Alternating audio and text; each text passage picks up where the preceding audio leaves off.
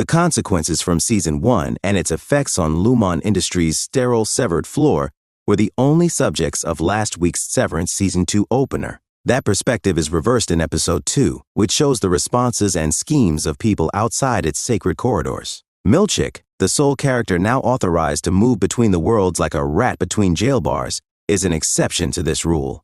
It's a smart move to divide the first few episodes of season in this way. As viewers, it compels us to adopt the viewpoint of innies versus outies. We are only able to experience each plot line independently, albeit we attempt to appreciate them both equally, just like with facts.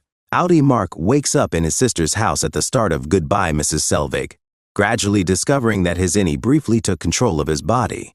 When Devon, Mark's sister, asks Outie Mark to say her name, he responds with a straight face, Persephone, confirming that she is speaking to him. Bless her, Devon connects the dots. Just as Outie Mark came back to life, Innie yelled, "She's alive!" Devon believes that Innie Mark was talking about Mark's wife, Gemma, who allegedly passed away in a vehicle accident not long before Mark began working at Lumon. Outie Mark, however, is enraged by this suggestion. He noticed the body of Gemma. She is no longer alive. He is afraid to hope. Outie Helly is doing some major damage control within Lumon, but not on the actual floor that has been severed.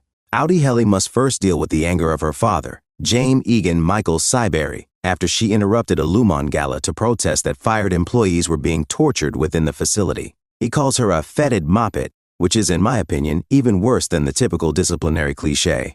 This is not, "I'm not angry, I'm just disappointed." First, Outie Helly meets with Miss Coble to atone for her innie's transgressions. Since Coble was the one who discovered the innie's plot last season, Helly apologizes to her and offers her a promotion in addition to her position at Lumon. Coble is instantly wary of the new Severance Advisory Council, which she will be leading, instead of being confined to an honorary post designed to keep her quiet and happy. She would prefer to be in charge of the severed floor itself. After that, Helly makes a timeless apologetic video that Lumon may share. She claimed that the non-Lumon medication she had taken for a purported arm rash made her intoxicated at the gala. She was speaking incoherently. Workers who have been laid off are not tortured. A joke and a lie is what that was. Helly views the video of her innie and Mark's innie flirting and kissing just before they launched the OTC last season after she has finished recording.